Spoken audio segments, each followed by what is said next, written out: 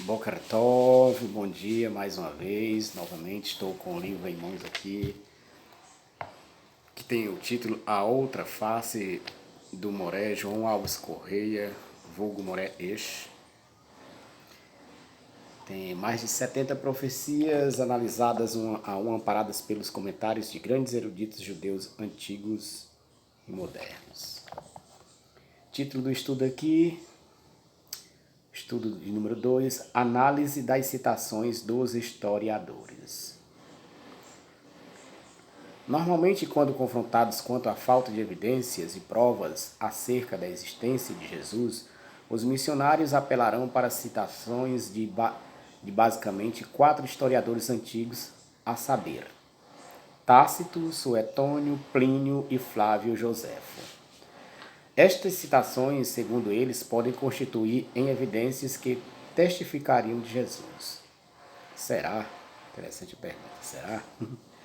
Analisemos as passagens em que esses autores supostamente mencionaram o pretenso Messias Galileu. 2.1 Tácito, que viveu no ano 56 a 120 EC, era comum. Para destruir o boato que o acusava do incêndio de Roma, Nero supôs culpados e infligiu tormentos requintadíssimos àqueles cujas abominações os faziam detestar, e a quem a multidão chamava cristãos. Este nome lhes vem de Cristo, que, sob o principado de Tibério, o procurador Pôncio Pilatos entregara ao suplício. Reprimida incontinente, essa detestável superstição repontava de novo, não mais somente na Judéia, onde nascera o mal, mas ainda em Roma, para onde tudo quanto há de horroroso e de vergonhoso no mundo aflui e acha numerosa clientela. Tácito, Anais 15, parágrafo 44. O que temos aqui? Uma passagem que obliquamente cita Jesus. Jesus não é o foco da passagem, sim os cristãos. Tácito não fora testemunha de Jesus ou de sua real existência. Antes, ele apenas o cita, apenas menciona seu nome como certa e seguramente ouviu falar por meio dos próprios cristãos. E nem poderia mesmo ter testemunhado a história de Jesus in loco, pois nascera no ano 56 ou 55, segundo alguns. Jesus teria morrido no ano 33. Portanto, o máximo que temos aqui é um relato sobre Jesus do ouvir falar, uma referência de segunda mão.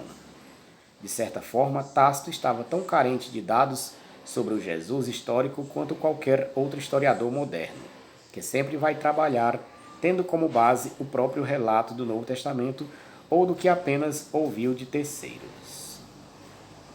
2.2, segundo historiador, segundo personagem. Suetônio, que viveu no ano 69 a 141 da Era Comum. Suetônio foi um oficial judicial e analista de Adriano por volta do ano de 120 da Era Comum, que escreveu: como os judeus estavam fazendo perturbação constante à instigação de Crestus, ele os expeliu de Roma. Suetônio, A Vida de Cláudio, 25, parágrafo 4. Mesmo uma análise superficial desta citação de A Vida de Cláudio, do historiador Suetônio, já desfaz todo tipo de especulação que os missionários possam arquitetar sobre ela. Primeiro, há uma referência a judeus e não a cristãos. E ainda que naqueles tempos, segundo alguns, os antigos não distinguissem entre um e outro grupo, na visão de vários historiadores, isso enfraquece o argumento, pois sabe-se que houve, na verdade, uma expulsão de judeus de Roma nos dias de Cláudio. E mais, Suetônio já havia anteriormente identificado os cristãos em outra passagem de sua obra, desta vez na seção sobre a vida de Nero. O castigo de Nero foi infligido aos cristãos, uma classe de homens dada a uma nova e perigosa superstição. Vida dos Césares, 26, parágrafo 2. Não há, portanto, razão que convença que a passagem primeiramente citada em Vida de Cláudio 25, parágrafo 4, seja uma referência aos cristãos, confundidos com os judeus, pois Suetônio já os conhecia e, chamando-os pelo apelido, certamente sabia das diferenças entre ambos os grupos. Porque, em uma citação, ele usaria o termo exato cristãos e em outro, onde cita um tal Crestus, mencionaria judeus como sendo equivalentes. O segundo ponto desta citação de Suetônio diz respeito ao nome Crestus, que alguns missionários certamente dirão tratar-se de uma corruptela do nome Cristo, pelo qual Jesus seria conhecido no mundo greco-romano. É fantasioso crer que Suetônio, que dominava a língua grega e tendo o latim como seu idioma pátrio, cometeria tamanho equívoco. Cresto, em grego, Crestus, em latim, significa o puro ou o bom, e era um termo que tem uma origem muito tempo antes do cristianismo surgir no cenário mundial. Por exemplo, Sófocles, 497, 496, 406 e 405, antes da Era Comum, usa a palavra em Antígono 520. As obras de Eurípides, compostas também em torno do século V, antes da Era Comum, chamadas de Heraclidae, Hecuba, Troiades e Efigênia, contêm referências ao nome Crestos. Segundo vários historiadores, o Crestus de Suetônio teria sido um líder revoltoso essênio que deflagrou as rebeliões que culminariam com a expulsão dos judeus da capital do Império, sob Cláudio. John Dominic Crossan, já citado aqui, atesta que tais referências podem até aludir a cristãos misturados aos judeus, porém, certamente, não podem ser vistas como provas da historicidade de Jesus. Consulte Birth of Christianity, 1999, ISBN 0567086682, páginas 3 a 10. Naturalmente, Suetônio nada testemunhou pessoalmente acerca de um suposto Jesus histórico, até porque, como sabe-se, o notório historiador latino nasceu cerca de 30 anos após a suposta morte do tal pregador galileu. 2.3. Plínio, o Jovem, que viveu por volta de 61 a 114 da Era Comum. Caio Plínio Cecílio II, em latim, Caius Plinius Caecilius Secundus, também conhecido como Plínio, o Jovem, o Moço ou o Novo, foi orador insigne, panegírico de Trajano 100, jurista, político e governador imperial na Bitínia, 111 a 112. Sobrinho neto de Plínio o Velho, que o adotou. Ele escreveu o seguinte: os cristãos têm como hábito reunir-se em um dia fixo antes do nascer do sol e dirigir palavras a Cristo como se este fosse um Deus. Eles mesmos fazem um juramento de não cometer qualquer crime, nem cometer roubo ou saque ou adultério, nem quebrar sua palavra e nem negar um depósito quando exigido. Após fazerem isto, despedem-se e se encontram novamente para a refeição. Plínio, Epístola 96. Vejam o que temos aqui. 1. Um historiador que nasceu igualmente por volta de 30 anos depois da suposta morte do pregador galileu. Logo, não foi testemunha de absolutamente nada a seu respeito. 2. Há uma menção a Cristo na passagem, mas a mesma é como nas demais, feita de forma oblíqua. O foco de Plínio em sua citação tem a ver com os cristãos, e não exata ou especificamente com algum Cristo. 3. O que Plínio conhecia acerca de Cristo certamente o soube por meio de fontes que derivaram-se dos próprios cristãos. Ele não foi nenhum tipo de testemunha ocular de evento algum relacionado à vida de um suposto Cristo. Não há, portanto, qualificativo algum nesta passagem que sirva como prova ou evidência de uma realidade histórica acerca de Jesus. E isso é fato reconhecido por qualquer historiador honesto e bem abalizado. 2.4 Flávio Joséfo, que viveu por volta do ano 37 ao ano 100 da Era Comum. Historiador judeu, cujo nome, antes de se tornar render-se aos senhores romanos, era Iosef ben Matitiarro, José, filho de Matias. Lutou algumas batalhas contra a dominação romana da Judéia, mas sob acirrado cerco depôs armas. Admirado pelo imperador pela sua vasta inteligência, passou a desfrutar de uma vida regada aos benefícios de seu principal mecenas, Tito Flávio Vespasiano, de quem adotou seu nome patronímico, em homenagem à dinastia flaviana. Foi ele, segundo alguns, o autor da mais famosa passagem que mencionaria Jesus como uma pessoa real. Porém, tal citação é polêmica e, analisada dentro de seu contexto original e fraseado primitivo, prova-se fraudulenta.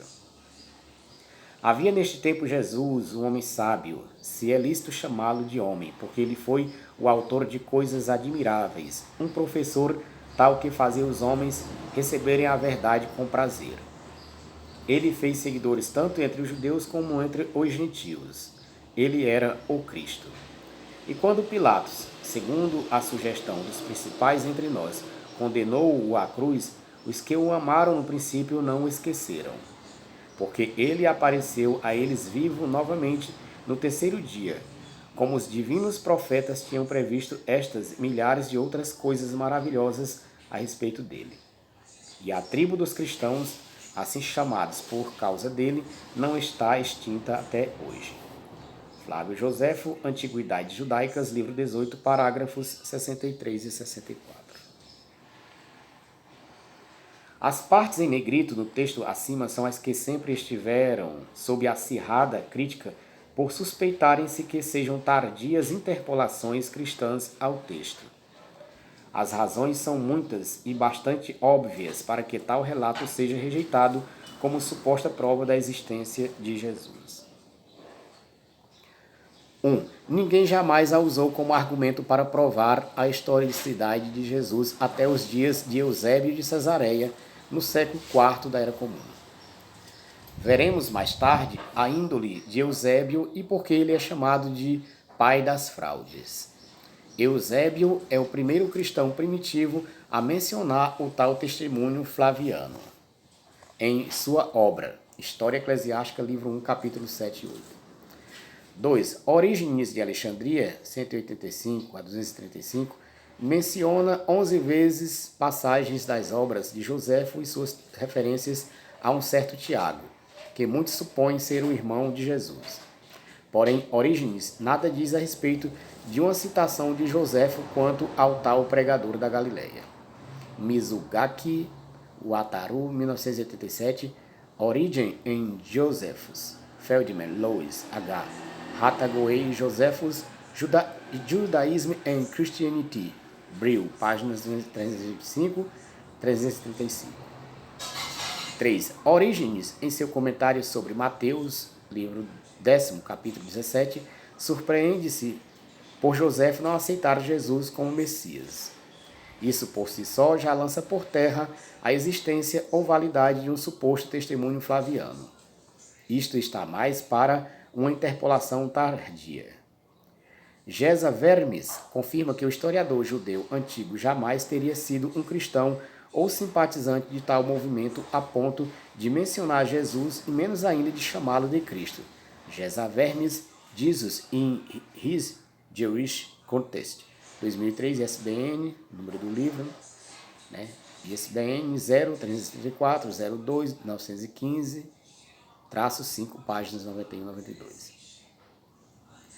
4. A maioria da crítica histórica favorece a opinião de que a passagem chamada de testemunho flaviano é, na verdade, uma interpolação ao texto de Joséfo, sendo que é bastante provável que tenha vindo da pena de Eusébio, o mestre das fraudes cristãs. Estudo 3. Os pais da fraude. 3.1. O cristianismo e as fraudes piedosas. O livro Declínio e Queda do Império Romano afirma que Eusébio indiretamente confessa que tinha incluído histórias que dariam crédito à glória do cristianismo e que tinha suprimido as que podiam tender a desacreditá-lo. O cuidado do historiador expôs seu próprio caráter de censura. Eusebius and the Christian Martyrs, capítulo 16, página 137. O Dr. Robert L. Wilken, o primeiro protestante a ser admitido ao corpo docente da Fordham University, recentemente escreveu: Eusébio escreveu uma história do cristianismo na qual não há uma história real. Eusébio foi o primeiro historiador completamente desonesto e injusto dos tempos antigos. The Might of Christian Beginnings, Stories, Impact of Belief, Chapter 3, The Bishop's Maiden, History Without History, páginas 73 e 57. Lactâncio, um apologista cristão do século IV, escreveu: entre aqueles que buscam o poder e o ganho por meio da religião, nunca vai faltar inclinação de falsificar e mentir por isto. Citado por C. Middleton, Misc. Works of Conyers, Middleton, D.D., volume 3, página 51, 1752. Hermas, um pai da igreja primitiva, escreveu: ó Senhor, eu nunca disse uma só palavra verdadeira em minha vida. Eu sempre afirmei mentiras como verdades para todos os homens, e ninguém me contradisse. Em vez disso, todos eles deram crédito aos meus trabalhos. Visões de Hermas, volume 2, capítulo 3. Gregório de Nazianzus, um pai da igreja do século IV e bispo de Cesareia, escreveu a São Jerônimo: um pouco de jargão é tudo que é necessário para impor-se ao povo. Quanto menos eles compreendem, mais admiram. Citado por C. Volney de Reims, página 177, ano 1872.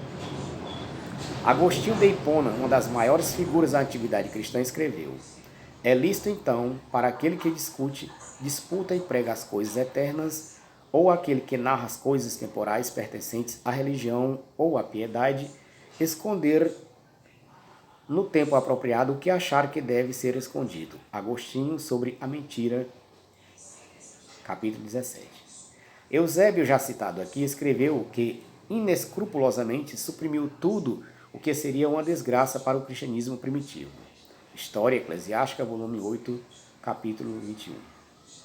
Mas depois desta longa lista, poderíamos nos perguntar: onde tudo isto começou? Quem foi o originador desse princípio nada moral ou ético de mentir em nome da fé? Ninguém menos que Paulo de Tarso, o chamado apóstolo dos gentios. Ele mesmo admite a trapaça, 2 Coríntios 12, 16. O dolo, 1 Coríntios 9, versículos 19 e 20. E o engano. Ele escreveu: porque se a verdade de Deus abundou mais pela minha mentira para a sua glória, porque ainda serei julgado pecador. Romanos 3, 7. Paulo de Tarso foi seguramente o autor do lema: o fim, seja ele qual for, justificam os meios. Agora o estudo 3.2. Yeshua ben Pandera. Se então o Jesus do Novo Testamento não foi uma personagem histórica, de onde veio toda essa história sobre ele? O nome hebraico para os cristãos sempre foi Notzrim. Este nome é derivado da palavra hebraica Netzer, que significa broto ou rebento, um claro símbolo messiânico. Já havia pessoas chamadas Notzrim no tempo do Rabi Yeshua ben Perhariah, século 100 antes da Era Comum. Apesar de os modernos cristãos afirmarem que o cristianismo só começou no primeiro século da presente era, é claro que os cristãos do primeiro século em Israel se consideravam como sendo a continuação do movimento Notzri, que existia há cerca de 150 anos.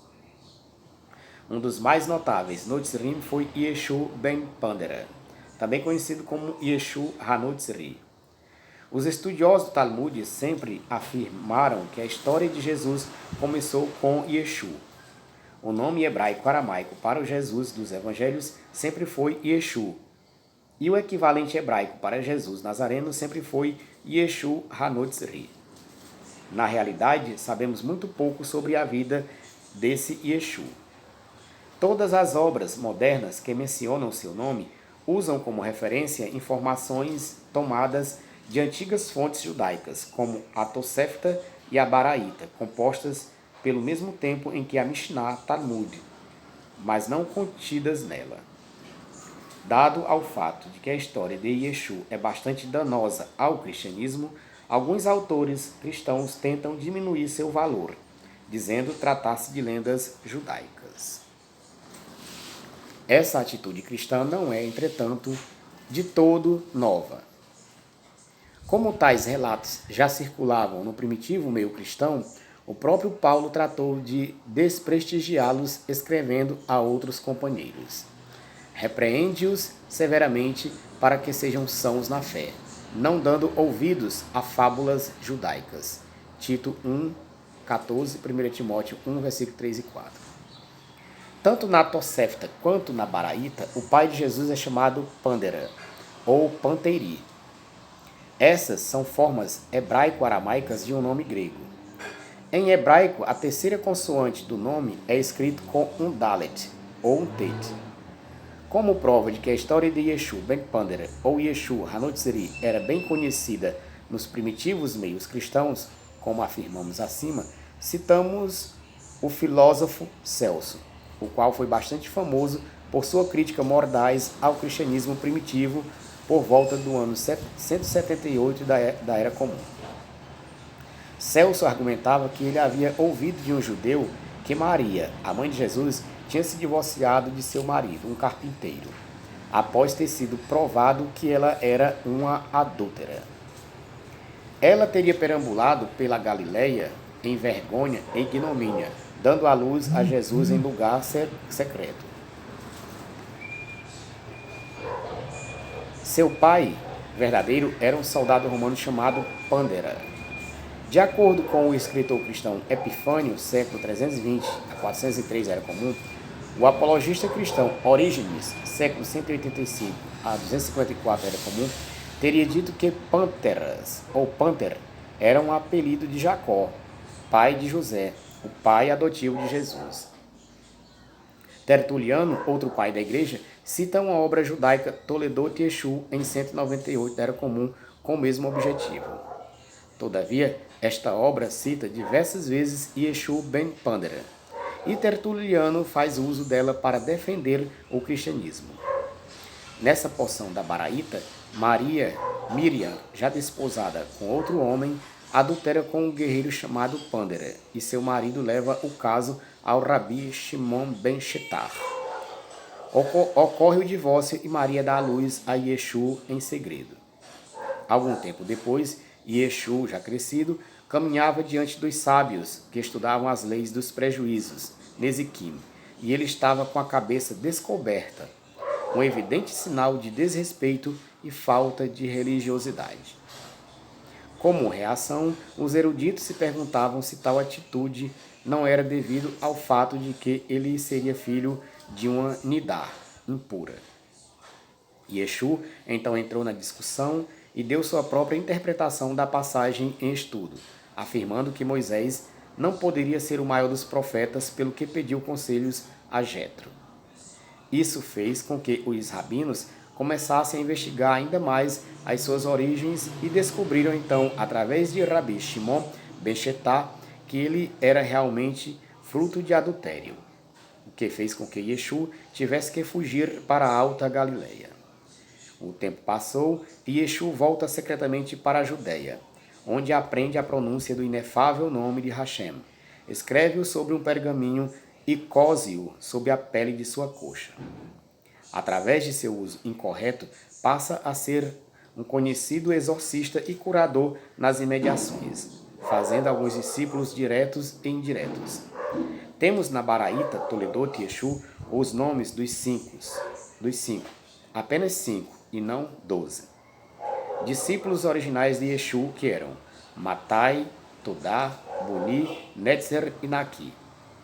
Por esse tempo, Yeshu passa a se considerar o Messias e também Filho de Deus. E devido à profanação do nome sagrado e de suas práticas conectadas à magia hermética, ele é conduzido várias vezes à prisão. Finalmente, ele é capturado em Tiberíades, mas escapando de seus perseguidores, vai a Jerusalém e com alguns discípulos entra no templo, onde ele é desmascarado e preso. Julgado, dá-se algum tempo para que se apresentem testemunhos em seu favor, o que não ocorre. E assim, ele é pendurado na véspera da Páscoa. Talmud Bavli, Sanhedrin 43b. Por hoje é só. Bendito seja o Eterno. Baruch Shem Kivod Malchut Olam Vaed. Amém.